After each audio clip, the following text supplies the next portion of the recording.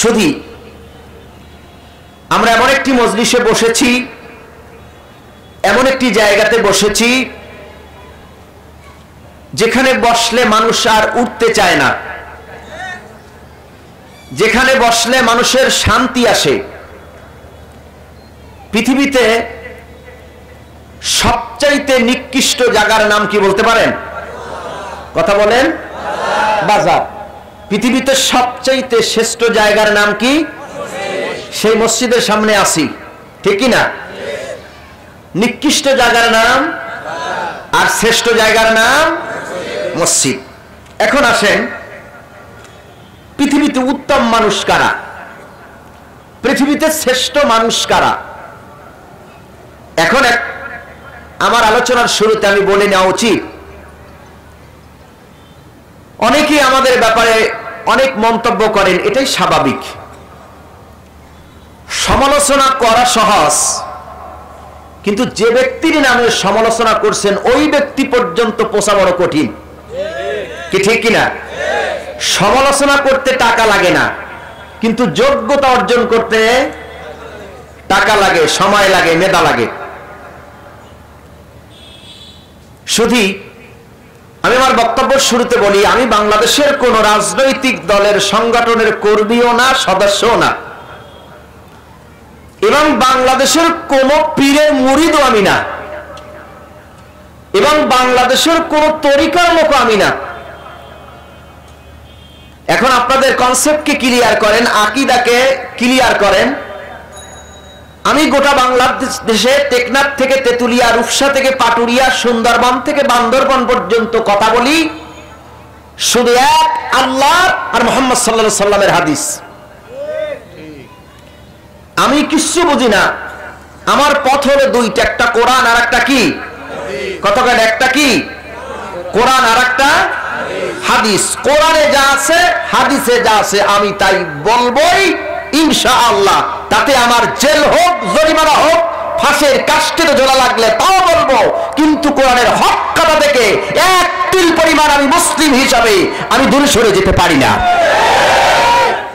সম্মানিত সুধী, কোরআন শুনতে আপনারা এসেছেন। পৃথিবীতে সবচেয়ে দামি কথা তার হলো কোরআনের কথা। পৃথিবীতে শ্রেষ্ঠ কথা হলো কোরআনের কথা। এ সম্পর্কে একটি হাদিস শোনাই। وعن أبي هريرة رضي الله تعالى عنه قال قال رسول الله صلى الله عليه وسلم من قال به صدقة من قال به صدقة আল্লাহর নবী বলেন, যেই ব্যক্তি কোরআন দিয়ে কথা বলেন ওই ব্যক্তি তিনি সত্য কথা বলেন। ওয়ামান আহকামা বিহি আদালা, আর যে ব্যক্তি কোরআন দিয়ে আদর করে, বিচার ফয়সালা করেন, ওই ব্যক্তি সঠিক বিচার করেন। ওয়ামান আমিলা বিহি উজিরা, আর কোরআনের উপরে যে আমল করবেন আল্লাহ রাব্বুল আলামিন তারে পুরস্কার দেবেন। সুবহানাল্লাহ বলেন। তিনটি কথা। কোরআন দিয়ে যিনি কথা বলেন তিনি কি কথা বলেন? সত্য কথা বলেন। কোরআন দিয়ে যিনি বিচার করেন তিনি কি বিচার করেন? সঠিক বিচার করেন। কোরআনের উপরে যে আমল করবে আল্লাহ তারে কি দেবে? পুরস্কার দেবে। কথা ক্লিয়ার? এখন বলেছিলাম উত্তম মানুষ কারা, মনে আছে আপনাদের? আল্লাহর নবী বলেন, খায়রুকুম মান তাআল্লামাল কুরআন ওয়া আল্লামা। আল্লাহ নবী বলেন, তোমাদের ভিতরে সর্বোত্তম ওই ব্যক্তি, শ্রেষ্ঠ ব্যক্তি ওই ব্যক্তি, মর্যাদাবান ওই ব্যক্তি যিনি কোরআন মাজিদ শেখেন এবং অপরকে শিক্ষা দেন, তিনি হলেন তোমাদের ভিতরে উত্তম ব্যক্তি। শুধু লক্ষ্য করেন, যার হাজার হাজার কোটি টাকার মালিক ওই ব্যক্তি উত্তম নয়, বাড়ি গাড়ির মালিক ওই ব্যক্তি উত্তম নয়, ইন্ডাস্ট্রি ফ্যাক্টরি আছে সেই ব্যক্তি উত্তম নয়, এমপি মন্ত্রী চেয়ারম্যান বাদশাহ কেউ এমপি নয়, কেউ সম্মানিত নয়, কেউ মর্যাদাবান ব্যক্তি নয়।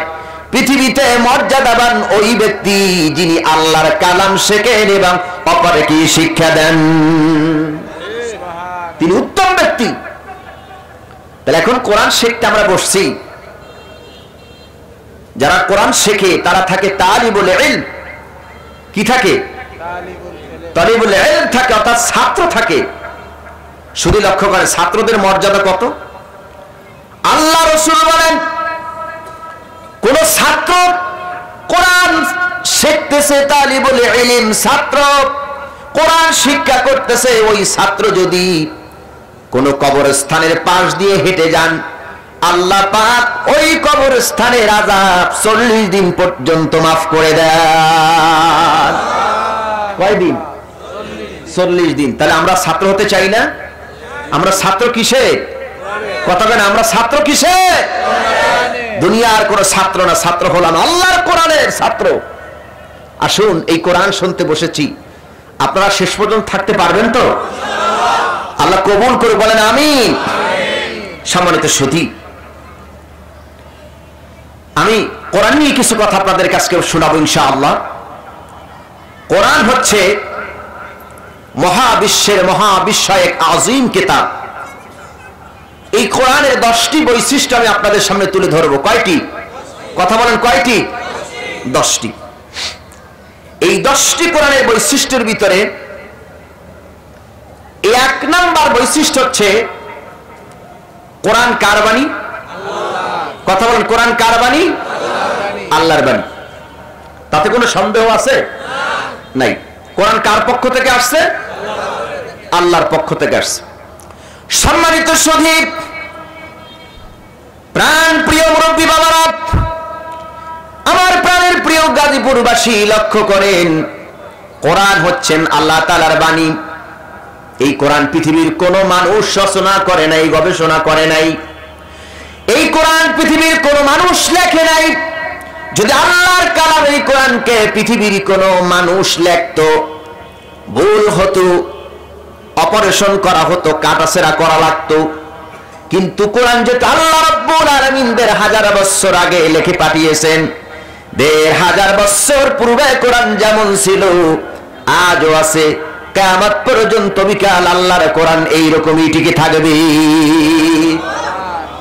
এখান থেকে একটা শিক্ষা দেব, কোরআন 1000 বছর আগে যেমন ছিল আজও আছে, কিয়ামত পর্যন্ত থাকবে। পৃথিবীতে কত মানুষের পরিবর্তন হলো, কত মানুষ এলো আর গেল, বুঝে নিবেন। সব কথা আপনাদেরকে বলা যাবে না, কিছু কথা আপনাদের বুঝে নিতে হবে। কারণ এমন একটা সমস্যায় আমরা আছি, হুজুর আমরা যদি জোরে হাঁটি তাই কয় কোথায় যেন দাওয়াত পেয়েছে, আর যদি আস্তে হাঁটি কয় জম্মের খাওয়া খাইছে। কি ঠিক কিনা বলেন? বুঝেন আপনারা? ভালো বুঝে বেরে, সব কথা বলা যাবে না। তার মানে হাসলেও দোষ, কাঁদলেও দোষ, চুপচাপ থাকলেও দোষ। আছে না নাই? কতবার আছে না নাই? যত দোষ নন্দ ঘোষ, সত্যটা বললেই দোষ। মনে রাখেন, যত দোষ নন্দ ঘোষ, সত্যটা বললেই দোষ। করলেই অন্যায়ের প্রতিবাদ, নামটা হবে তোমার মৌলবাদ, নামটা হবে তোমার জঙ্গিবাদ, নামটা হবে তোমার মৌলবাদ। যত দোষ নন্দ ঘোষ, সত্যটা বললেই দোষ। যত দোষ নন্দ ঘোষ, সত্যটা বললেই দোষ। করলেই অন্যায়ের প্রতিবাদ, নামটা হবে তোমার মৌলবাদ, নামটা হবে তোমার জঙ্গিবাদ, নামটা হবে তোমার মৌলবাদ। পেটাগনে হামলা হলো, দুশকু যে নাহি পেলো। পেটাগনে হামলা হলো, দুশকু যে নাহি পেলো। ওসামাকে দিল দোষের অপবাদ, ওসামাকে দিল দোষের অপবাদ। নামটা হবে তোমার মৌলবাদ, নামটা হবে তোমার জঙ্গিবাদ, নামটা হবে তোমার মৌলবাদ। যত দোষ নন্দ ঘোষ, সত্যটা বললেই দোষ। যত দোষ নন্দ ঘোষ, সত্যটা বললেই দোষ। করলে অন্যায়ের প্রতিবাদ, নামটা হবে তোমার মৌলবাদ, নামটা হবে তোমার মৌলবাদ, নামটা হবে তোমার জঙ্গিবাদ, নামটা হবে তোমার মৌলবাদ। সত্য কথা বললে বিপদ আছে না নাই? কতক্ষণ আছে না নাই? সত্য কথা বললে বিপদ আসবে তিনটা। জোরে কোন কয়টা? আরো জোরে কয়টা? তিনটা বিপদ। সূরা আনফালের 30 নম্বর আয়াতের ভিতরে আল্লাহ তাআলা বলছেন বিপদ হলো তিনটা। এক নম্বর বিপদ ইউসাব্বিতুকা আও ইয়াকতুলুকা আও ইয়াখরুজুকা। ইউসাব্বিতুকা হয় তোমাকে জেলে বন্দী করবে, আও ইয়াকতুলুকা না হয় তোমাকে হত্যা করবে, আও ইয়াখরুজুকা না হয় তোমাকে দেশ থেকে তাড়ায় দেবে। কয়টা? জেলে বন্দী, হত্যা, না হলে দেশ থেকে তাড়ায় দেবে। কথা আমার বুঝেন? কথা বলেন, কথা বুঝেন? কয়টা বললাম? এটা পৃথিবীর অনেক দেশে আছে, হয় জেলে বন্দী, না হইলে হত্যা, না হইলে দেশ থেকে তাড়ায় দেবে। নবীজি 40 বছর আলামিন ছিলেন। 40 বছর পরে যখন কোরআনের দাওয়াত দিলেন, ইয়া আইয়ুহান নাস কুলু লা ইলাহা ইল্লাল্লাহ তুফলিহুন, এই কথা যখন বললেন, নবীজিকে শিয়াবে আবু তালিবে 3 বছর বন্দী করে রাখলেন। মক্কা থেকে হিজরত করে মদিনায় পাঠিয়ে দিলেন। এমন অনেক নবীদেরকে হত্যা করেও ফেলছেন। এই কথা দ্বারা স্পষ্ট আমাদের কাছে, মসজিদের ইমাম সাহেব নরম কথা বলবে যতদিন চাকরি যাবে না ততদিন, হক কথা বলবে যেদিন চাকরি যাবে সেদিন। তার কারণ কি? মসজিদে যখন ওয়াজ করতে যাই, সামনে বসে সুদখোর, ঘুষখোর, জেনাখোর, মদখোর, বাবাখোর, দাদাখোর, নানাখোর, ট্যাবলেটখোর, কত কিছু বসে, যার জন্য দেশের ইমামেরা হক কথা বলতে পারে না। কতক্ষণ ঠিক কিনা? কারণ গোটা বাংলাদেশের ম্যাক্সিমাম মসজিদে সুদখোর, ঘুষখোর, বেনামাজি, মদখোর, সিনেমার মালিক, যাত্রার মালিক, এগুলোকে বানানো হয়েছে মসজিদের কমিটি, যার জন্য দেশের আলেমেরা হক কথা বলতে পারে না। চলবে? কতক্ষণ চলবে? চলুক। দাঁড়ানো ভাইরা বসেন, দাঁড়ানো ভাইরা মেহরবানি করে বসেন। অনেক জায়গা সেদিক থেকে চলে আসেন। দাঁড়ানো ভাইরা বসেন, মেহরবানি করে দিক চলে আসেন। সম্মানিত সুধী, আলোচনা করতেছিলাম কয়টা পয়েন্ট জানো? কথা বলেন কয়টা? 1 নাম্বার পয়েন্ট হলো কোরআন কার বাণী? আল্লাহর বাণী। সম্মানিত সুধী, প্রাণ প্রিয় গাজীপুরবাসী লক্ষ্য করেন, এই কোরআন পৃথিবীর কোন মানুষ যদি রচনা করতেন, তার ভিতরে ভুল হতো, অপারেশন করা লাগতো, কামড়া লাগতো, বানানো লাগতো। কিন্তু আল্লাহ সুবহানাহু ওয়া তাআলা 1500 বছর পূর্বে যেমন কোরআন নাজিল করে দিয়েছেন, আজও তেমন কোরআন আছে। কিয়ামত পর্যন্ত কোরআন অবিকাল ওরকম টিকেই থাকবে। শুধু এমন এক স্রষ্টা, তিনি কিতাব লিখলেন, কিতাবের শুরুতে তিনি বললেন, যালিকাল কিতাবু লা রাইবা ফীহি হুদাল লিল মুত্তাকিন। এটা এমন একটি কিতাব, এমন একটি বই, যার ভিতরে কোনো ভুল নাই, ভুলের কোনো অবকাশ নাই।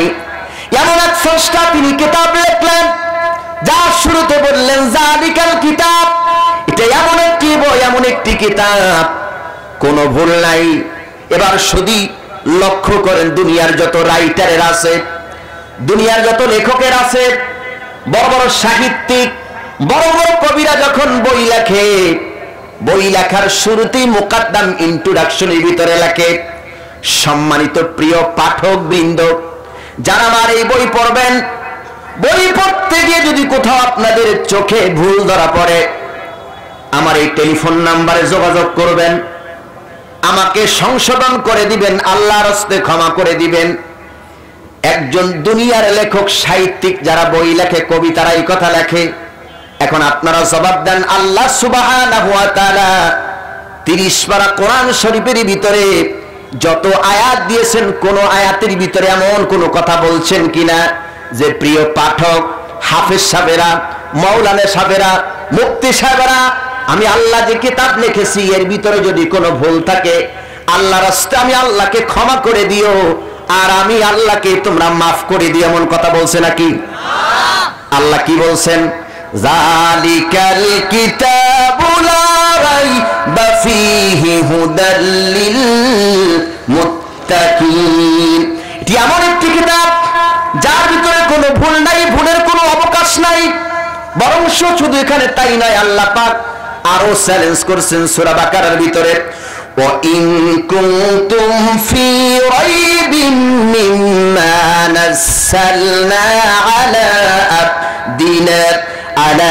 আবদিনা ফাতু বিসূরাতিন মিন মিসলিহি ওয়াদউ শুহাদাআকুম মিন দুনিল্লাহি ইন কুনতুম সাদিকিন। আল্লাহ সুবহানাহু ওয়া তাআলা বলে, ওয়া ইন কুনতুম ফি রাইবিন মিম্মা নাযালনা আলা আবদিনা, আমি আমার বান্দা মুহাম্মদ সাল্লাল্লাহু আলাইহি সাল্লামের কাছে যে কোরআন অবতীর্ণ করেছি, যে কিতাব নাজিল করেছি, যেই বই আমি দিয়েছি, এর ভিতরে তোমরা যদি মত পোষণ করো অথবা সন্দেহ পোষণ করো, তাহলে অনুরূপভাবে একটি সূরা তোমরা বানিয়ে নিয়ে এসো, বন্ধু বান্ধবের সাহায্য ছাড়া দেখি বানাইতে পারো কিনা। কিন্তু আল্লাহ সুবহানাহু ওয়া তাআলা বলেন, ফাইল্লাম তাফআলু ওয়া লাম তাফআলু ফাত্তাকুন নার, কশিন কালেও সম্ভব নয় এই কোরআনুল কারীমের একটি আয়াতও বানাতে পারবে না। পারবে? সম্ভব হবে কি? শুধু লক্ষ্য করেন, এই কোরআন শুনতে বসেছেন, এই কোরআন যে আল্লাহ তাআলার বাণী, আরেকটি দলিল দিচ্ছি। কোরআন কার বাণী বলছিলাম? কয়টা পয়েন্ট জন আলোচনা করব? 1 নাম্বার পয়েন্ট বলছি, কোরআন কার বাণী? আল্লাহর বাণী। শুধু লক্ষ্য করেন, আল্লাহ রাব্বুল আলামিন সূরা মায়েদার 66 নাম্বার আয়াতের ভিতরে বলে, ইয়া আইয়ুহার রাসূল বাল্লিগ মা উনজিলা ইলাইকা মির রাব্বিক, ইয়া আইয়ুহার রাসূল বাল্লিগ মা উনজিলা ইলাইকা মির রাব্বিক, তোমার রবের পক্ষ থেকে যা আসছে তুমি তার জাতির কাছে পৌঁছায় দেন। আল্লাহ পাক নবীকে কিন্তু তাবিজ দেন নাই, তাবিজের ব্যবসা দেন নাই, কলার ফেটার ব্যবসা দেন নাই, তাগির ব্যবসা দেন নাই, ঝাড়ফুকের ব্যবসা দেন নাই। আল্লাহ পাক তার রাসূলকে সর্বপ্রথম দিয়েছিলেন, তার নাম কি? আরো জোরে বলেন কি? কোরআন যে আল্লাহর বাণী। দ্বিতীয় দলিল দিচ্ছি, সূরাতুল আহজাবের ভিতরে আল্লাহ পাক বলেন, ওয়াত্তাবি মা ইউহা ইলাইকা মির রাব্বিকা ইন্নাল্লাহা কানা বিমা তা'মালুনা খাবীরা। ওয়াত্তাবি মা ইউহা ইলাইকা মির রাব্বিক, তুমি অনুসরণ করো তোমার রবের পক্ষ থেকে যা আসছে। এবার আবার আপনারা জবাব দেন, রবের পক্ষ থেকে কি আসছে? আরো জোরে বলেন, কি আসছে? রবের পক্ষ থেকে এলো কোরআন। এবার আল্লাহ পাক কি বলে, নবী কোরআন তোমাকে কেন দিলাম তুমি শোনো। কোরআন দেই নাই ঘরে বসে বসে তাবিজ লাগবা, কোরআন দেই নাই ধুয়ে ধুয়ে পানি খাবা, কোরআন দেই নাই সুমো খাবা, বুকে লাগাবা। নবী কোরআন দেই নাই রমজান আসলে পরে করে করে বসে বসে কোরআন খতম করবা, আর ইয়া নবী সালাম আলাইকা বলে তারপরে কয়েকখান জিলাপি খাবা। না, এজন্য কোরআন শরীফ দেই নাই। আমি আল্লাহ পাক কোরআন কেন দিলাম? আলিফ লাম রা, কিতাবুন আনসালনাহু ইলাইকা লিতুখরিজান নাস মিনাজ যুলুমাতি ইলান নূর। আল্লাহ পাক বলে আলিফ লাম রা হরফে মুকাদ্দার, কিতাবুন আনসালনাহু ইলাইকা লিতুখরিজান নাস মিনাজ যুলুমাতি ইলান নূর। কোরআন এই জন্য দিলাম যাতে করে নবী তুমি অন্ধকার থেকে মানুষগুলোরে ধরে ধরে আলোর রাস্তা দেখাই দিতে পারো। জোরে কোন সুবহানাল্লাহ। এখন শুধু আসেন, কোরআন আল্লাহ পাক দিলে মানুষকে অন্ধকার থেকে আলোর রাস্তা দেখাইতে পারে, তার নাম কি? আরো জোরে বলেন, কি নাম? সেটা কি আপনাদের বিশ্বাস হয়?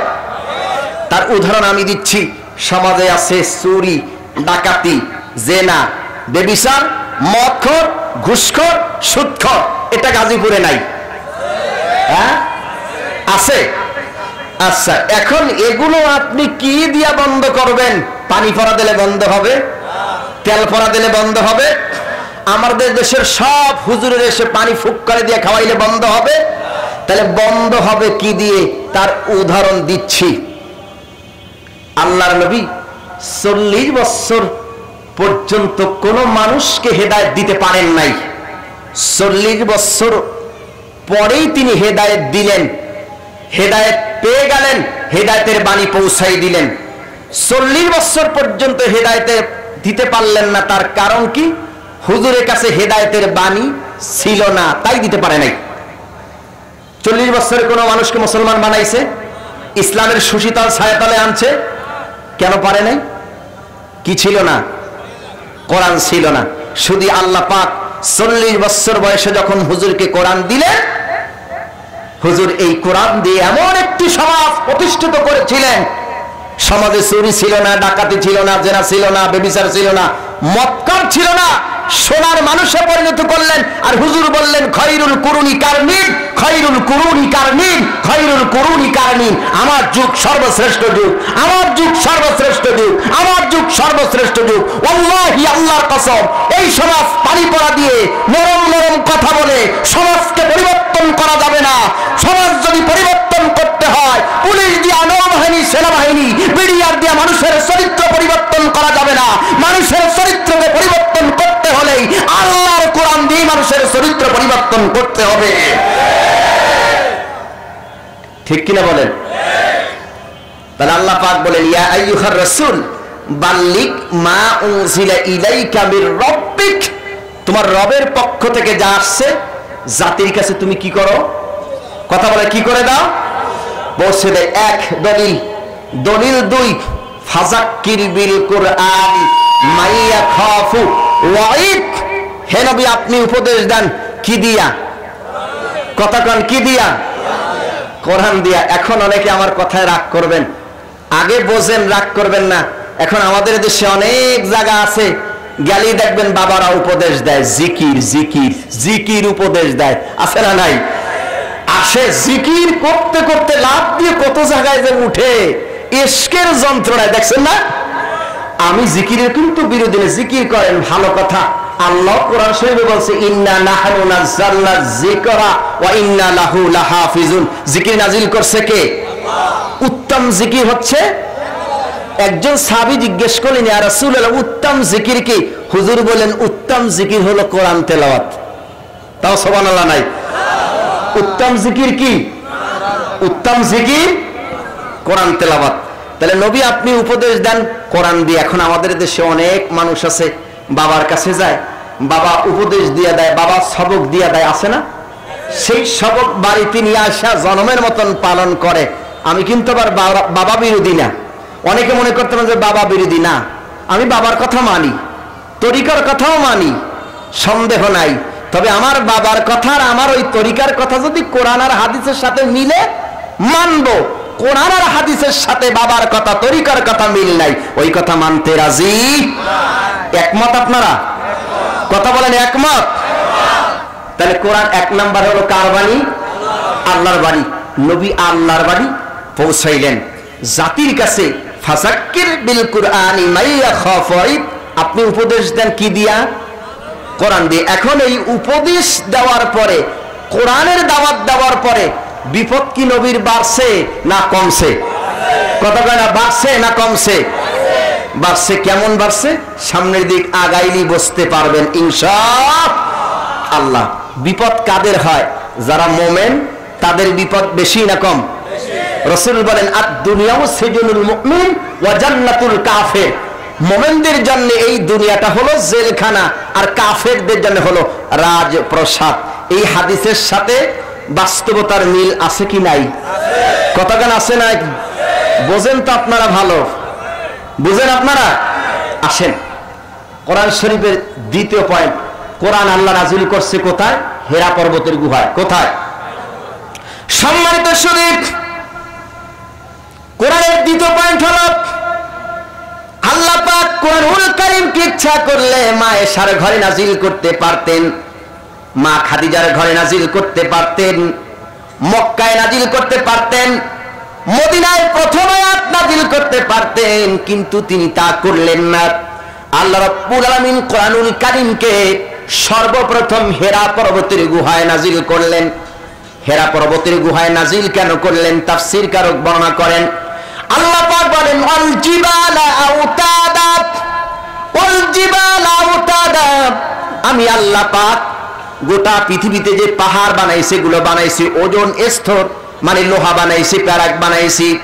তামাম পৃথিবীতে হাজার মানুষ যখন বসবাস করে, এই মাটি যেন তোমাকে নিয়ে যেন দোল না দেয়, মাটি যেন তোমাকে নিয়ে কম্পন শুরু না করে, সেই জন্য আল্লাহ পাক আমি অসংখ্য পাহাড় বানাইলাম, এটা মানুষের জন্য প্যারাক হিসাবে। জোরে কোন সুবহানাল্লাহ। শুধু লক্ষ্য করেন, পাহাড়ের যেমন ওজন, তার থেকে হাজার গুণ বেশি ওজন হলো আল্লাহ সুবহানাহু ওয়া তাআলার কালাম কোরআনুল মাজিদ, কোরআনুল কারীম। সম্মানিত শরীফ, এই ওজন নামক কোরআনকে ওজন নামক স্থান পাহাড়ে নাযিল করলেন। 40 বছর বয়স হয়ে গেল নবী, মানুষে হেদায়েত দিতে পারছেন না, কারণ হেদায়েতের বাণী হুজুরের কাছে নাই। যেই সমাজে চুরি ডাকাতি অন্ধকার ছিল, যুগটাকে বলা তাই আমি জাহিলিয়াতের যুগ, অন্ধকার যুগ বলা হতো, সেই যুগে আল্লাহ পাক তার হাবিব মুহাম্মদ সাল্লাল্লাহু আলাইহি সাল্লামকে ডাকলেন। হেরা পর্বতের গুহায় ডেকে আল্লাহ পাক তার হাবিবের কাছে জিবরাইলকে পাঠিয়ে দিলেন। গিয়া জিবরাইল হুজুরকে ধরলেন, লক্ষ্য করেন, জিবরাইল হুজুরকে সালাম করে ধরলেন, বুকের সাথে জড়িয়ে আবার জিবরাইল ছেড়ে দিলেন, আবার জিবরাইল জড়ে ধরলেন, আবার ছেড়ে দিলেন, আবার জিবরাইল ধরলেন, নবীজিকে ছেড়ে দিলেন। শুধু এখন লক্ষ্য করে জবাব দেন, জিবরাইল হুজুরকে কয়বার ধরছে? আরো জোরে বলেন, কয়বার? 3 বার ধরে। কি বললেন? জিবরাইল বললেন ইকরা, ইকরা মানে হলো পড়ো, read and read, read and read.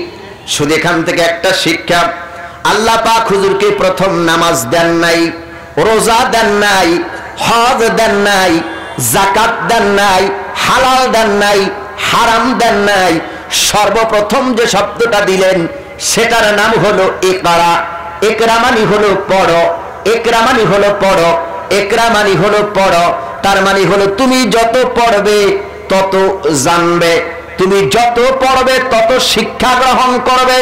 এই জন্য আল্লাহ পাক শব্দটা প্রথমে দিলেন ইকরা। ইকরা মানে হলো কি? আরো জোরে বলেন, কি? পড়ো। এখন আমরা পড়ি না, কথা বলেন, আমরা পড়ি না? আমরা পড়ি, তবে আমরা কেমনে পড়ি? মাশাআল্লাহ, আমাদের পড়া তারতিল নাই, তাহকিক নাই। কোরআন শরীফ যে আমরা পড়ি, অনেক সময় আমাদেরকে অভিশাপ দেয়। দেখেন হাফেজ সাহেবরা রমজান আসলে তেলাওয়াত করে, দেখছেন না? কথা করে দেখছেন কিনা? আল্লাহু আকবার, আলহামদুলিল্লাহি রাব্বিল আলামিন, আর রহমানির রহিম, মালিকি ইয়াউমিদ্দিন, ইয়াকা না'বুদু ওয়া ইয়াকা নাস্তাঈন, ইহদিনাস সিরাতাল মুস্তাকিম, সিরাতাল লাযীনা আন'আমতা আলাইহিম গায়রিল মাগদুবি আলাইহিম ওয়ালাদ-দাল্লিন। আল্লাহু আকবার বলেন। হাফেজ সাহেবরা তেলাওয়াত করে না? এই তেলাওয়াত একটু বুঝে গেছে, কিন্তু খতম তারাবি যখন শুরু হয়, আমাদের দেশে তারাবি শুরু হয় না? তারাবি মানে হলো তাড়াতাড়ি, তারাবি মানে তাড়াতাড়ি। আর আল্লাহ বলে ওয়ারাত্তিলিল কুরআনা তারতিলা, তোমরা তারতিল সহকারে কি করো? কোরআন পড়ার। আমরা পড়ি তারাবি মানে কি? স্পিড। আউযু বিল্লাহি মিনাশ শাইতানির রাজিম, বিসমিল্লাহির রহমানির রহিম, আলিফ লাম মিম, যালিকাল কিতাবু লা রাইবা ফীহি হুদাল লিল মুত্তাকিন আল্লাযীনা ইউমিনুনা বিল গায়বি ওয়া ইউকিমুনাস সালাতা ওয়া মিম্মা রাযাকনাহুম ইউনফিকুন ওয়াল্লাযীনা ইউমিনুনা বিমা উনজিলা ইলাইকা ওয়া উনজিলা মিন ক্বাবলিক ওয়া বিল আখিরাতি হুম ইউকিনুন উলাইকা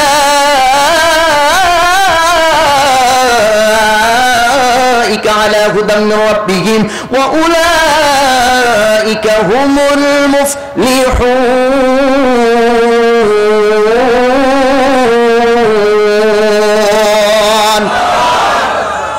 হাফেজ সাহেব তেলাওয়াত করে না? হাফেজ সাহেবরা এইভাবে তেলাওয়াত করে, আমার তো একটু বোঝা গেছে।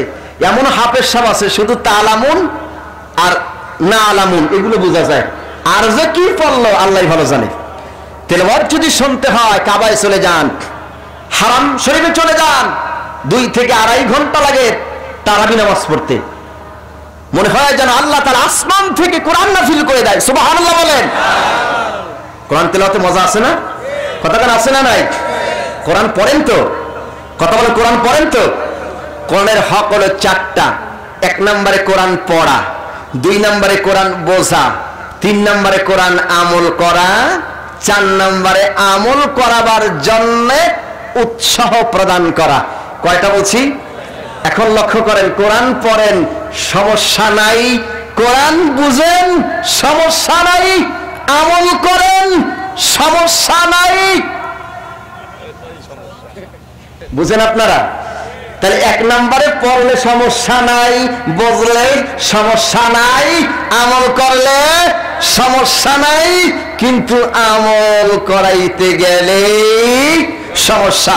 তার বাস্তব উদাহরণ হলো নবী 40 বছর সবার কাছে একটা নামে পরিচিত ছিলেন, আল আমিন। 40 বছর পরে লকব শেষ, কেউ আর আল আমিন বলেন না, কেউ বলছেন মাজনুন, কেউ বলছেন বাতার। তার মানে সত্যের উপরে আঘাত করছেন যখন মুহাম্মাদের লকব ছুটে গেল, তখন তার মানে হুজুর সব অস করেন, আসমানের মাটির নিচের মধ্যবর্তী ওয়াজ দরকার। কথা কয় না? দরকার নাই। তাহলে ওয়াজ হবে আসমানের, আর হবে কথা কয় না, ওয়াজ হবে কোথার? আসমানের। আর যা বুঝার বুঝেন তো আপনারা? গাজীপুরের মানুষ তো ভালো বোঝে, আল্লাহ বুঝার তৌফিক দান করে বলেন আমিন। জিবরাইল এসে নবীকে ধরলেন কয়বার? কথা কয় না, কয়বার? 3 বার ধরলেন, ছেড়ে দিলেন, ধরলেন, ছেড়ে দিলেন, ধরলেন, ছেড়ে দিলেন। 4র্থবারে জিবরাইল বলেন ইকরা পড়েন, ইকরা পড়েন। হুজুর বলে লা আদ্রি, আমি জানি না, লা আদ্রি, আমি জানি না। আর আল্লাহ তাআলা বলে লা তুহাররিক বিহি লিসানাকা লিতাজালা বিহি, হে নবী আপনার জিহ্বাকে আপনি দ্রুত সঞ্চয় করবেন না, তাড়াহুড়া করবেন না। আপনার দিলে কোরআন ঢুকিয়ে দেওয়ার দায়িত্ব, জমিয়ে দেওয়ার দায়িত্ব কার? আল্লাহর। নবী আপনি যা কিছু পড়েন বুঝে শুনে পড়েন। এই আয়াত থেকে টান দিয়ে শিক্ষাটা বের করে নেন গাজীপুরবাসী।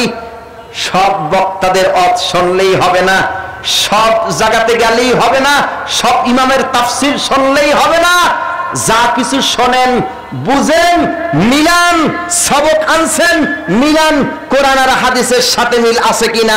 যদি মিল হয় মানেন, সে যদি একজন রিক্সা চালকও হয়, তার কথা যদি কোরআন হাদিসের সাথে মিল থাকে মানব। কোরআন হাদিসের সাথে মিল নাই, পীর হোক আর ক্ষীর হোক, আমরা তার কথা মানি না। কি কথা বলেন, ঠিক কিনা? রাগ করলেন? শুধু লক্ষ্য করেন,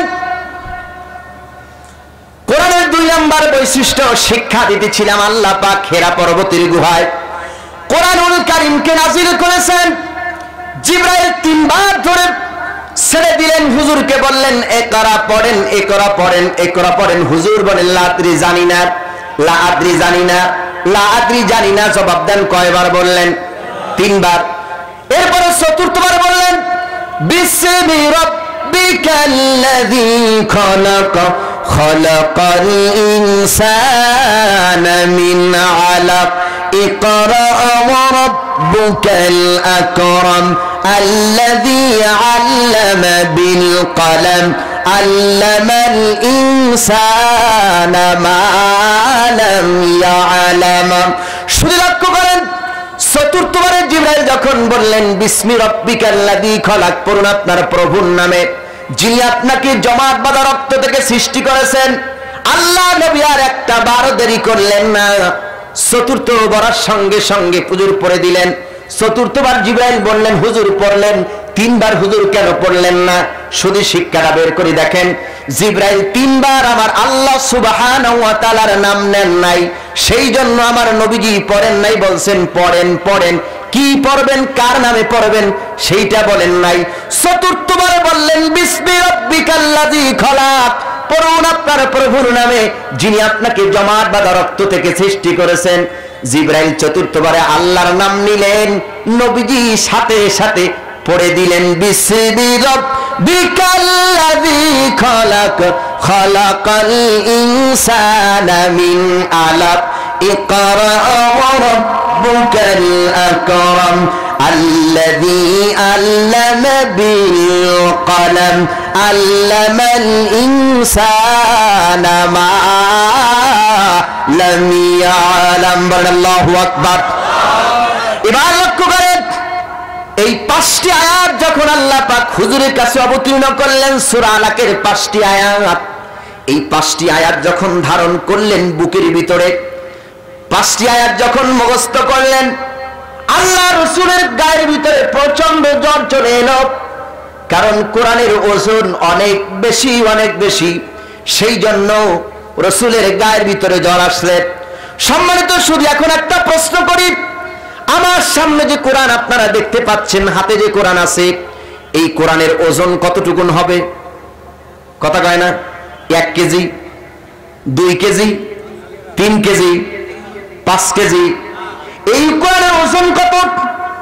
দলিল দিচ্ছি, বুঝতে সহজ হবে। যে দুইটা ছেলের মাথায় আজকে আল্লাহর কালাম পড়ার কারণে মাথায় পাগড়ি পরাই দিলাম। মাথায় পাগড়ি পরাচ্ছিলাম আর মনে হচ্ছিল আমি যেন আটলান্টিক মহাসাগরের মাথায় যেন পাগড়ি পরিয়ে দিলাম। আটলান্টিক মহাসাগর যেন এই সিনার ভিতরে একজন হাফেজে কোরআন ঢুকিয়েছে। শুধু কোরআনের ওজন কতটুকু বুঝতে পারি নাই। আল্লাহ রাব্বুল আলামিন বলছেন, ওয়ালাউ আন্না মা ফিল আরদি মিন শাজারাতিন আকলামু ওয়াল বাহরু ইয়ামুদ্দুহু মিন বাদিহি সাবআতু আবহুরিন মা নাফিদাত কালিমাতুল্লাহ ইন্নাল্লাহা আজিজুন হাকীম। আল্লাহ পাক বলেন, ওয়ালাউ আন্না মা ফিল আরদি মিন শাজারাতিন আকলামু ওয়াল বাহরু ইয়ামুদ্দুহু সাবআতু আবহুরিন মা নাফিদাত কালিমাতুল্লাহ। আল্লাহ পাক বলেন, এই পৃথিবীর সমস্ত সমুদ্রের পানিগুলি যদি কালি হয়ে যায়, এই সমুদ্রের সঙ্গে যদি আরো 7টা সমুদ্র মিলিত হয়, এরপরে গাছের পাতাগুলি যদি সব কাগজ হয়ে যায়, গাছগুলো যদি কলম হয়ে যায়, আর সমস্ত নদীর পানিগুলি যদি কালি হয়ে যায়, এরপরে আল্লাহ পাকের এই কালামের ব্যাখ্যা লেখা শুরু করবে। মুকদ্দমের ভিতরে, ভূমিকার ভিতরে, ইন্ট্রোডাকশনের ভিতরে দুনিয়ার সমস্ত সমুদ্রের পানি শেষ হয়ে যাবে, কিন্তু আল্লাহ রাব্বুল আলামিন এই কালেমার ব্যাখ্যা লেখা শেষ হবে না। তাহলে কোরআনের ওজন কম না বেশি? কতক্ষণ কম না বেশি? কত বেশি? কতক্ষণ কত বেশি? শুধু লক্ষ্য করেন, এই কোরআনুল কারীমকে আল্লাহ পাক গাছে নাজিল করতে চেয়েছিলেন। আল্লাহ ডেকে বললেন, গাছ তোমার উপরে কোরআন অবতীর্ণ করব। গাছ বললেন, রব্বুল আলামিন এর ওজন বহন করতে পারবো না, সক্ষম নই। আল্লাহ পাক বললেন, সাগর তোমার উপরে অবতীর্ণ করব। সাগর বললেন, রব্বুল আলামিন এই কোরআনুল মাজিদের যে ওজন বহন করতে পারবো না। আল্লাহ পাক বললেন, পাহাড় তোমার উপরে অবতীর্ণ করব। পাহাড় বললেন না। আল্লাহ পাক বলে, লাউ আনসালনা হাযাল কুরআনা আলা জাবালিন লারাআইতাহু খাশিআম মুতাসাদ্দিআম মিন খাশিয়াতিল্লাহ ওয়া তিলকাল আমসালু নাদরিবুহা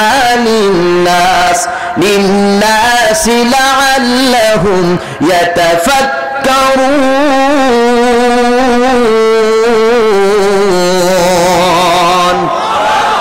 আল্লাহ পাক বলেন, লাউ আনসালনা হাযাল কুরআন। একজন ব্যক্তি এখানে দাঁড়ায় বলেন যে, হুজুর আমি যে ইন্টার পাস করেছি, ইন্টারের সব বইগুলো আমার মুখস্থ আছে, পাওয়া যাবে কি? এমএ পাস করেছে, যদি বলি এমএ পাস করেছেন, একজন ভাই দাঁড়ায় বলেন, এমএ ক্লাসের একটা বই আমার মুখস্থ আছে, পাওয়া যাবে কি? অথবা ক্লাস 1 এ পড়েছে, 1 এর একটা বই মুখস্থ বলতে পারবে কি? ছোট্টবেলায় আদার শরীফই পড়েছি, এই আদার শরীফই বলতে পারবেন। এখন কোন লোক এখানে আছেন কি? নাই। কিন্তু লক্ষ্য করে দেখেন, গোটা পৃথিবীতে এত বড় কোরআনুল মাজিদ, কোরআনুল কারীমকে লক্ষ লক্ষ কোটি কোটি হাফেজে কোরআন মুখস্থ করতে পেরেছে। শুধু তাই নয়, এবার একটা বিজ্ঞানী তথ্য আমি আপনাদেরকে দেই, কানটা খাড়া করেন। দুনিয়ার বড় বড় ডাক্তারেরা মানুষের যখন অসুখ হয়, যখন মেডিকেলে যায়, যাবার পর ডাক্তাররা পরীক্ষা নিরীক্ষা করে দেখে কোন জায়গায় কোন রোগ হয়েছে, হাড়ে কি সমস্যা, যন্ত্র দ্বারা দেখা যায়, অপারেশন করে ঔষধ দেয়, মানুষ ভালো হয়। ঠিক কিনা বলেন? পেটের ভিতরে কোথায় কি লুকিয়ে আছে সবকিছু দেখা সম্ভব। এবার আমি চ্যালেঞ্জ করে বলি, আপনারা শোনেন, গোটা পৃথিবীর সমস্ত ডাক্তারদেরকে খবর দেন, একটা মেডিকেলে তাদেরকে উপস্থিত করেন, আর ওইখানে একজন হাফেজে কোরআনকে নিয়ে যান, অপারেশন থিয়েটারে হাফেজ কোরআনকে শোয়ায় দেন। দেওয়ার পরে ডাক্তারকে বলেন, ডাক্তার, তোমার যত যন্ত্র আছে পরীক্ষা নিরীক্ষা করার জন্য, সমস্ত যন্ত্র দিয়া তুমি বের করে দাও একজন হাফেজ কোরআনের সিনার ভিতরে কোন জায়গা আল্লাহর কালাম ঢুকাইছে। বলেন পারবে কি? অথবা ডাক্তারকে বলেন, ডাক্তার, তোমাদেরকে 1 কোটি টাকা চ্যালেঞ্জ করলাম, 1 কোটি টাকা দেব, এত বড় একটা কালাম, এত বড় একটা কোরআন একজন হাফেজ কোরআন সিনার ভিতরে ঢুকাইস, বের করে দাও কোন জায়গায় হাফেজ কোরআনের সিনার ভিতরে কালাম ঢুকাইছে। পৃথিবীর চিকিৎসা বিজ্ঞানীরা সব মারা যাবে, তারপরও বলতে পারবে না একজন হাফেজ কোরআন এত বড় কোরআন নুরুল মাজিদকে সিনার কোন জায়গায় ঢুকাইছে। যেরকম সুবহানাল্লাহ। এই কোরআন শুনতে আসছেন, ভাগ্য তকদির ভালো না মন্দ? কতক্ষণ ভালো না মন্দ? সব সমস্যার সমাধান কোথায় আছে? কতক্ষণ আছে না নাই? সব সমস্যার সমাধান দিতে পারে। কতক্ষণ সব সমস্যার সমাধান দিতে পারে? বিশ্বাস হয়? আমাদের একজন কবি, একজন লেখক মরহুম আইনুদ্দিন আল আজাদ নব্বরাল্লাহু মারকাদাহু ওয়া জাআলাল জান্নাতা মাসওয়াহু, এই কোরআন নিয়ে একটা গান লিখেছিলেন, আপনারা শুনছেন কিনা জানি না, গাবো একটু। হ্যাঁ, সব সমস্যার সমাধান দিতে পারে আল কোরআন। সমাধান চাও যদি জীবনে মরণে, ফিরে যাও খুঁজে নাও চোখ রাখো কোরআনে। সমাধান চাও যদি জীবনে মরণে, ফিরে যাও খুঁজে নাও চোখ রাখো কোরআনে। তবেই পাবে সুখ শান্তির ঠিকানা, তবেই পাবে সুখ শান্তির ঠিকানা, যদি মেনে নাও তুমি মনে প্রাণে। সমাধান চাও যদি জীবনে মরণে, ফিরে যাও খুঁজে নাও চোখ রাখো কোরআনে। ফিরে যাও খুঁজে নাও চোখ রাখো কোরআনে। সমাধান এত চির অম্লান চির মুক্তির ডাক, এ যে মহাবাণী খোদারি কালামে পাক। এত চির অম্লান চির মুক্তির ডাক, এ যে মহাবাণী খোদারি কালামে পাক।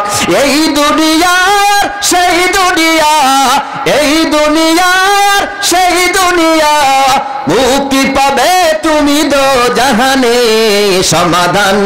সমাধান চাও যদি জীবনে মরণে, ফিরে যাও খুঁজে নাও চোখ রাখো কোরআন। সবাই সমাধান চাও যদি জীবনে মরণে, ফিরে যাও খুঁজে নাও চোখ রাখো কোরআনে। সমাধান চাও যদি জীবনে মরণে, ফিরে যাও খুঁজে নাও চোখ রাখো কোরআনে। সমাধান এ বাণী সকলের নয় শুধু মুমিনের, যারাই চলবে মেনে ফল পাবে কোরআনের। এ বাণী সকলের নয় শুধু মুমিনের, যারাই চলবে মেনে ফল পাবে কোরআনের।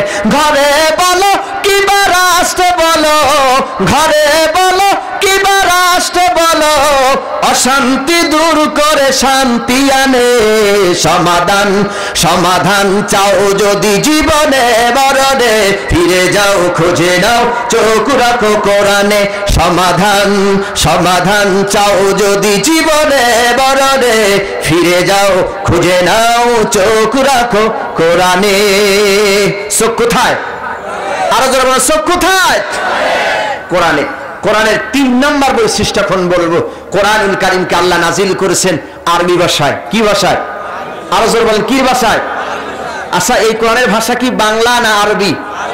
এখন একটা প্রশ্ন আপনাদের কাছে করি, আরবি বোঝা সহজ না বাংলা বোঝা সহজ? হ্যাঁ, মাওলানা ভাই একটু জবাব দেন, আরবি বোঝা সহজ না বাংলা বোঝা সহজ? আরবি বোঝা সহজ, বাংলা বোঝা কি? যদিও আপনি বাঙালি, কিন্তু বাংলা বড় কঠিন। বাংলা ভাষা কি, তার একটু উদাহরণ দেই। আপনারা গাজীপুর, আমি হলাম নারায়ণগঞ্জ। আচ্ছা, গাজীপুর আর নারায়ণগঞ্জের ভাষা একটু হইলেও ডিফারেন্স আছে কি নাই? আছে। আচ্ছা, নোয়াখালীর মানুষ আর এই আপনাদের গাজীপুরের মানুষের ভাষা কি একরকম?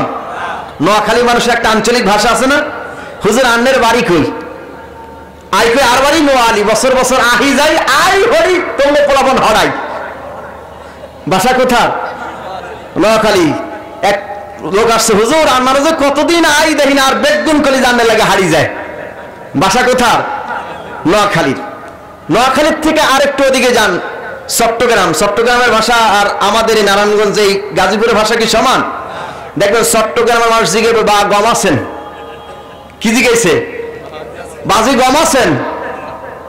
গরদ ধরে তাইও, মানে আমাকে বলছে হুজুর আপনি কেমন আছেন, কোথায় আছেন, তাড়াতাড়ি গরদ ধরে তাইও, চট্টগ্রামের ভাষা। আচ্ছা, এখান থেকে সিলেটে যান, সিলেটের একটা ভাষা আছে না, আঞ্চলিক ভাষা, হ্যাঁ আছে না? ও বা তুমি ঢাকাইয়া বলো, আমি নি আমারও ঢাকা সিলেটে আইসো, লাল চা না খাইয়া যাইতা না, তুমি খাইয়াও যাইবা লইয়াও যাইবা। কি সিলেটের ভাষা আছে না নাই? ভাষাকে ছোট করে দেখছি না, কিন্তু মাতৃভাষা, মাই স্মল কান্ট্রি, আমার দেশ ছোট্ট একটা দেশ, এই দেশে এত ভাষা। কিশোরগঞ্জ নয়, পরে ময়মনসিংহ যান, জিগে হুজুর খাইছুইন না খাইছি না কায়াম, কি ভাষার সাথে মিল আছে কিনা? এখানে অনেক ডিস্ট্রিক্টের মানুষ আছেন জানে, আমি কাউকে ভাষা ছোট করছি না, বুঝাবার জন্য বলছি। রংপুরে ভাষা আছে না, বরিশালের একটা ভাষা আছে না, মদিয়া। দেখেন এই ছোট্ট দেশে এত ভাষা।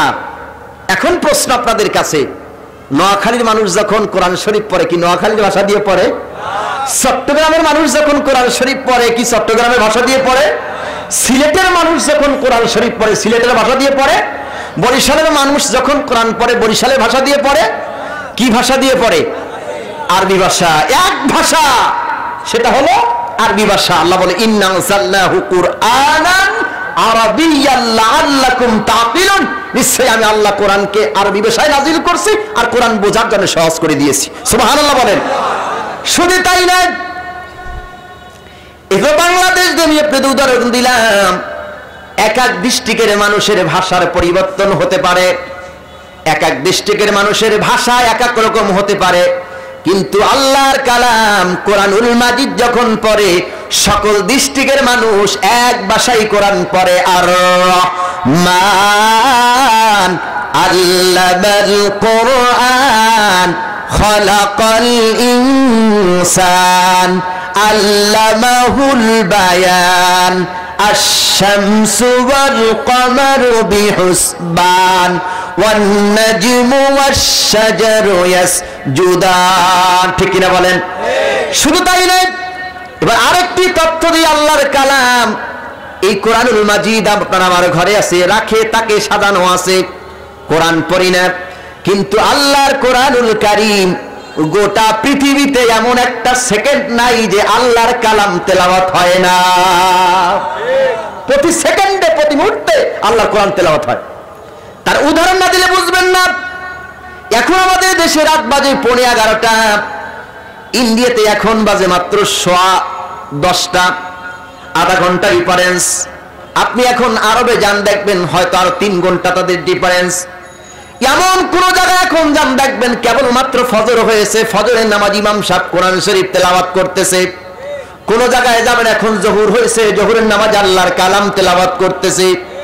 এমনও কোন দেশ আছে এখন যাবেন, ভোর হয়েছে, হাফেজে কোরআন উঠে আল্লাহর কালাম তেলাওয়াত করতেছে। কোন কোন জায়গায় এখন আসরের সময় আসরের নামাজ হইতেছে। কোন কোন জায়গায় এখন হেফজখানার ছাত্ররা 7 সবক শুনাইতেছেন, আমুকটা শুনাইতেছেন, কেউ সবক দিতেছেন। বিজ্ঞানীরা একটা গবেষণা করলেন, গবেষণা করে দেখলেন পৃথিবীতে এমন একটা বই, তার নাম হলো কোরআন। এই কোরআনুল মাজিদ এমন কোন একটা সেকেন্ড নাই যে বাদ নাই যে আল্লাহর কালাম পড়ে না।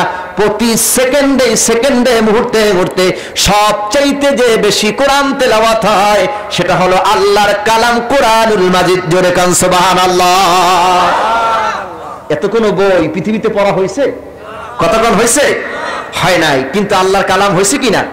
শুধু হয় নাই। কারণ এই কোরআন এত বেশি মানুষে কেন পড়ে? এত কোরআন বেশি মানুষে কেন পড়ে? শুধু বেশি কেন মানুষে পড়ে? আল্লাহ নবীর একটি হাদিস সেট করি, মান ক্বালা হারফান ফালাহু আশরু আমসালিহা। আল্লাহ নবী বলেন, এই কোরআনুল মাজিদ থেকে যদি কেউ একটি অক্ষর তেলাওয়াত করে, আল্লাহ পাক তার আমলনামায় 10টি নেকি লিখে দেন। কয়টি নেকি? 10টি। আর দুনিয়ার যদি বই পড়ি কয় নেকি হবে? সরোয়া, সারেয়া, ক, খ, 1, 2, 3, 4, 5, 6, 7, কোন নেকি হইছে? কিন্তু কোন বান্দা যদি বলে আলিফ লাম মিম, 3টা হরফ বলছে, আল্লাহ নবীর হাদিস, হুজুর বলেন তার আমলনামায় 30টি নেকি লেখা হয়ে যায়।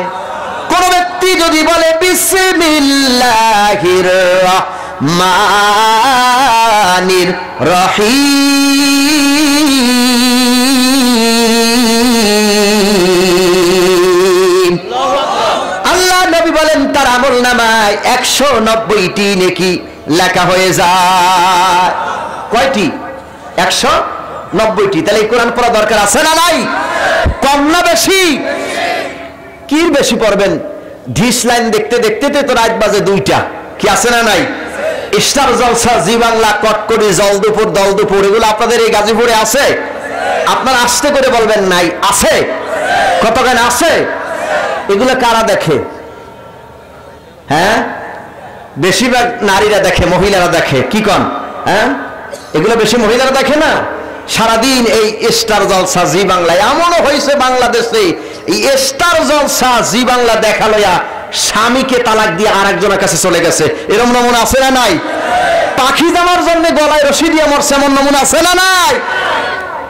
শুধু লক্ষ্য করেন, আগের জমানার মা চাচিরা ছিল, ঘুম থেকে উঠে আল্লাহর কালাম কোরআন শরীফ পড়তেন, আউযু বিল্লাহ বিসমিল্লাহ করে শুরু করে সূরা ফাতিহা পড়তেন, বিভিন্ন সূরা পড়ে তারপর রান্না বান্না করতেন। আর এখন মাশাআল্লাহ রান্না বান্না তো দূরের কথা, সকালবেলায় ঘুম থেকে উঠে 11টায় স্বামীর কার পাক করতে পারবো না, দোকান থেকে আনো পরোটা। কি কথা কয় না? কি আনো? পরোটা আনো, রুটি, রুটি আর পরোটা খায়। আর আগের জমানার মা চাচিরা পাটায় আর পুতায় মরিচ বেটে বেটে খাইছে। কি ঠিক কিনা বলেন? আর যুবক ভাইরা যদি বলে ঠিক, তা ঠিক না, মুরব্বীরা বলে ঠিক। মা চাচিরা মরিচও বাড়ছে, রুটিও বানাইছে, ধানও সেদ্ধ করছে, আবার পোলাপানও মানুষ করছে 8টা 10টা। আর এখন তো মাশাআল্লাহ একটা হইলে এরপরে কয় মাফ চাই, দোয়াও চাই, ছেলে হোক মেয়ে হোক 2টি সন্তান যথেষ্ট, না হইলে আরো ভালো। কি কথা কোন বাস্তব কিনা? এখন কত আধুনিক হয়েছে। কবি কাজী নজরুল ইসলাম বলেছে, সামনেতে এগিয়ে চলেছি মোরা, যত পিছিয়েছি তত সংখ্যাতে বেড়ে চলেছি মোরা, গরু আর ছাগলের মতন। সামনে যত আপডেট হচ্ছি তত আমরা দোজখের দিকে যাচ্ছি। কথা কান ঠিক কিনা? আর দোজখে যাওয়ার জন্য সবচাইতে বড় হাতিয়ারের নাম, আরো জোরে বলেন, হাতিয়ারের নাম মোবাইল। এই মোবাইল গোটা দেশটা খাই ফেলছে। কথা কান ঠিক কিনা? মোবাইলের যেমন উপকার আছে, ক্ষতিও কতক্ষণ আছে না নাই? আস শুধু মা বোনের আগে কত কষ্ট করছেন, মরিচ বাটতে খাইছেন, ধান ওই ঢেকিতে বানিয়ে করে খাইছেন। আর এখন চাল আনা ঘরে বানাতে দূরের কথা, তারপরও পাক করতে চায় না। কোথায় গেল সেই স্বাদ? আগের জমানায় ইলিশ মাছ যদি পাক করতো নারীরা, আর এক বাড়ি থেকে ঘেরান আসতো যে ইলিশ মাছ পাক করতেছে। আর এখন কত মশলা, রাঁধুনি গুঁড়া মশলা, প্রাণের গুঁড়া মশলা, কত যে মশলা, কত ধরনের ফ্রেশ তেল, এই তেল সেই তেল, কত তেল দিয়ে ইলিশ মাছ আইটেম করে ভেজে নাকে যদি জলবের ডলা ডালে তারপরও ঘেরান আসে না। কতক্ষণ ঠিক কিনা?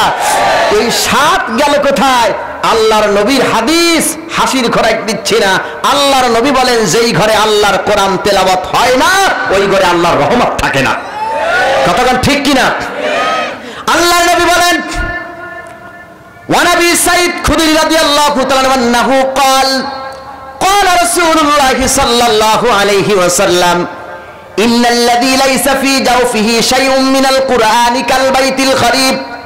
আল্লাহ রাসূল বলেন, যেই বাড়িতে কোরআন তেলাওয়াত হয় না ওই বাড়িটা একটা বিরান বাড়ি, সারা বাড়ির মতন। সারা বাড়ি আর বিরান বাড়িতে যে থাকে, যেই বাড়িতে কোরআন তেলাওয়াত হয় না ওই বাড়িটা সারা বাড়ি বিরান বাড়ির মতন হয়ে যায়। সম্মানিত সুদীপ, আগে ছোট্টবেলায় দেখতাম আমার মা বাবা, দাদা দাদি, নানা নানি উঠে কোরআন পড়তো, আমল করতো, জিকির করতো, ইশরাক পড়তো, নামাজ পড়ে আল্লাহর কাছে কান্নাকাটি করতো। আর এখন তেলাওয়াত নাই। আল্লাহ নবী বলেন, যেই ঘরের ভিতরে কিছু আমলের কথা কোন বলে দিচ্ছি, যেই ঘরের ভিতরে কোরআনুল কারীমের 2 নাম্বার সূরা, সূরার নাম বাকারা, বাকারা যদি তেলাওয়াত করা হয় আল্লাহ পাকের নবী বলেন ওই ঘরের ভিতরে আল্লাহ পাক বরকত দান করে দেন। কোন সূরা? কোন সূরা? সূরা বাকারা। শুধু তাই নয়, আল্লাহ রাসূল বুখারীর বর্ণনায় বলেন, যে ব্যক্তি সূরাতুল বাকারার শেষ 2 আয়াত পড়ে আল্লাহ পাক তাকে বরকতময় জীবন দান করেন। সূরা বাকারার শেষ 2 আয়াত। আল্লাহ রাসূল বলেন, ও সাহাবীরা, দুনিয়াতে যেমন বড় বড় উঁচু পাহাড় আছে, উঁচু টিলা যেমন দেখতে পাও, ঠিক কোরআন শরীফের একটি আয়াত আছে, সেটা হলো উঁচু পাহাড়, উঁচু টিলা। সাহাবায়ে কেরাম জিজ্ঞেস করলেন, ইয়া রাসূলুল্লাহ, কোন সূরার ভিতরে উঁচু টিলা, কোন সূরার ভিতরে উঁচু পাহাড়? হুজুর বললেন, শোনো সাহাবীরা, সেটা হলো কোরআন শরীফের সূরা বাকারার 255 নম্বর আয়াত। আয়াতের নাম হলো আয়াতুল কুরসি। যেই ব্যক্তি আয়াতুল কুরসি তেলাওয়াত করে, আল্লাহু লা ইলাহা ইল্লা হুয়াল হাইয়ুল কাইয়ুম লা তাখুযুহু সিনাতুন ওয়ালা নাওম। আল্লাহ নবী বলেন, যেই ঘরের ভিতরে আয়াতুল কুরসি পড়া হয় ওই ঘরটা আল্লাহ পাক তার নিজ জিম্মায় হেফাজত করেন। শুধু তাই নয়, আল্লাহ রাসূল বলেন, যে ব্যক্তি 5 ওয়াক্ত নামাজের পরে আয়াতুল কুরসি পড়বে 5 বার, জোরে বলেন কয়বার? যে ব্যক্তি 5 ওয়াক্ত নামাজের পরে আয়াতুল কুরসি পড়বে, তেলাওয়াত করবে, আল্লাহ পাক ওই ব্যক্তিকে বিনা হিসাবে জান্নাত দান করে দিবে। কোন আয়াত? আয়াতুল কুরসি। কোরআন শরীফের কত নম্বর সূরা? 2 নম্বর সূরা। সূরার নাম সূরাতুল বাকারা, আয়াত নাম্বার 255 নম্বর আয়াত। পড়বেন তো ইনশাআল্লাহ আয়াতুল কুরসি। এখন আয়াতুল কুরসি তো দূরের কথা, এমন লোক এখানে আছে যদি বলা হয় আলাম তারা সূরাটা, সূরা ফিল বলেন, কয়জনে পারবেন? এমন মানুষ আছে না নাই? কতখানে আছে না নাই? অনেক মানুষ আছে। আমাদের দেশে এখন একটা রসম হয়ে গেছে, যুবক বন্ধুরা কান খাড়া করে শোনেন। আগের জমানায় যখন মুরব্বিয়া ছেলেকে যখন বিয়া করাইতে যাইতো, বিয়া করাইতে যাওয়ার পরে মেয়ের কাছে এনে জিজ্ঞেস করতে হাফেজ সাহেব, যে হাফেজ সাহেব নিয়ে যাইতো, বলতে যে মা কোরআন শরীফ পড়তে পারো কিনা? এগুলো জিজ্ঞেস করছে না আগে? মা সূরা ইয়াসিন পারো কিনা, 4 কালেমা পারো কিনা, নামাজের কয় ফরজ এগুলো পারো কিনা, এগুলো জিজ্ঞেস করছে না? আর এখন গিয়া দেখে মাইয়ায় কসমেটিক সুন্দরী কিনা, বুড়ু ফ্লাক করতে পারে কিনা, তারপর সাজুগুজু করে মৌসাক মার্কেটে যাইতে পারে কিনা, এখন এইগুলো দেখে। আর আগের জমানায় মা চাচিগো কোরআন শরীফ পড়া দেখে দেখে নিয়ে আসতেন। আর এখন আমরা সুন্দরের পিছনে যেমন মোহ হয়ে পড়ছি, তাই আমাদের ঘরের ভিতরে এখন বরকত নাই। আর এখন মাশাআল্লাহ আমাদের দেশে কিছু ডিজিটাল হাজি আছে।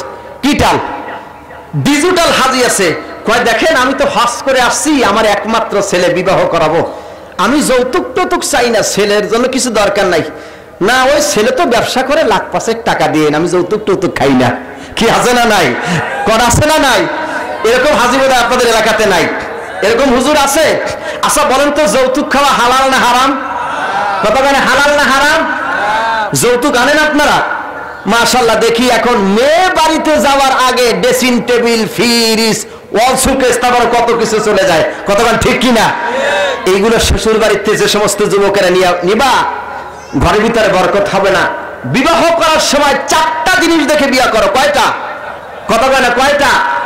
আল্লাহ নবী বলেন 4টা জিনিস দেখে বিবাহ করো। তুনকিহুল মারাতু লিআরবা'i মালিহা ওয়া লিজামালিহা ওয়া লিহাসাবিহা ওয়া লিদীনিহা ফাসফার বিযাতিদ দীনি তারবিয়াদাক। আল্লাহ নবী বলেন 4টা জিনিস দেখে যদি বিবাহ করতে পারো যুবক, তোমার ঘর আলোকিত হবে, নূরে আলোকিত হয়ে যাবে। কয়টা বলেন? যুবক বন্ধুরা কানটা খাড়া করেন যারা বিবাহ করেন নাই। 4টা জিনিস দেখে বিবাহ করবেন।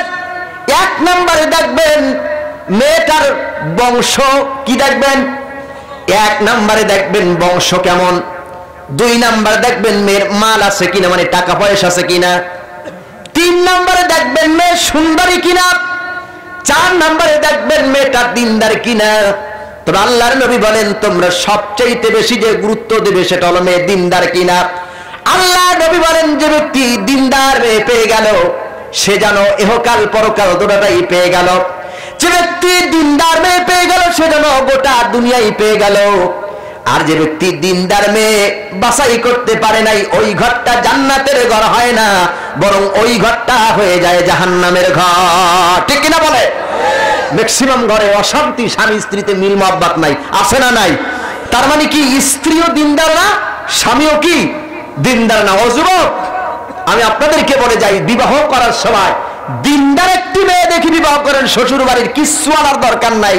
শ্বশুর যদি একটা ঘড়ি দেয়, বিসমিল্লাহ বলে হাত দেন, এটাই 14 গোষ্ঠীর কপাল। কতক্ষণ ঠিক কিনা? যৌতুক নিয়ে বিবাহ করবেন না এমন কয়েকজন যুবক আমি দেখতে চাই এখান থেকে। যৌতুক নেবেন না যারা বিয়ে করেন, একটু হাত জাগান। নারায়ে তাকবীর, নারায়ে তাকবীর। আল্লাহ কবুল করে বলেন আমিন। এবার কয়েকজন মুরব্বী আমি দেখতে চাই, ছেলের বিয়ে করাবেন, ছেলে বিবাহর উপযুক্ত, ছেলের শ্বশুর বাড়ির থেকে অন্তপক্ষে বেয়াই বাড়ি থেকে যৌতুক আনবেন না এমন কেউ আছেন? একটু হাত জাগান যে হুজুর আমি বেয়াই বাড়ি থেকে যৌতুক আনবো না। অনেক মুরব্বীরা হাত জাগাইতেছে না, চিন্তা করে ওয়াজে আইসে তো বিপদে পড়ছে।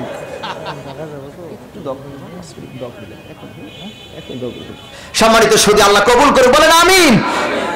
সম্মানিত উপস্থিতি, তাহলে ছেলেকে বিবাহ করার সময় যৌতুক আনবো। ছেলেরা, আমরা যুবক যারা বিবাহ করবেন, বিবাহ থেকে আপনারা যৌতুক আনবেন না। আনবেন কি? মেয়ে দিনদার। আজকের এই যৌতুকের কারণে অসংখ্য নারীদের বিবাহ হচ্ছে না, অসংখ্য মেয়েদের বিবাহ হচ্ছে না। আর বিবাহ না হওয়ার কারণে গোটা দেশে জিনা ব্যভিচার বাড়ছে না কমছে? কতক্ষণ বাড়ছে না কমছে? আল্লাহ তাআলা এই জিনা থেকে আমাদের সকলকে হেফাজত করুক, বলেন আমিন।